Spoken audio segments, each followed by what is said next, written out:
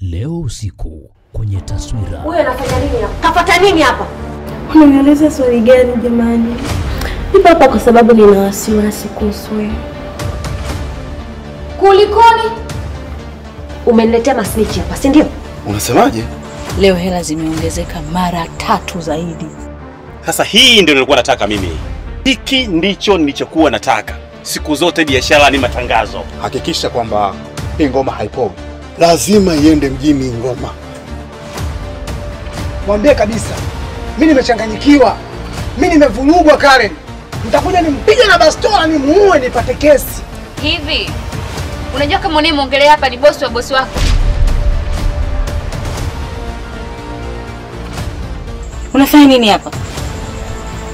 Ndugu zako ni watu wema sana. Wamenisaidia. Shangazi, mimi na Madai ni marafiki wa kitambo sana. Hamna shida mwanangu. Imani. Basi subiri. Dokta! Dokta! Ni kazi dada kazi bwana. Taswira.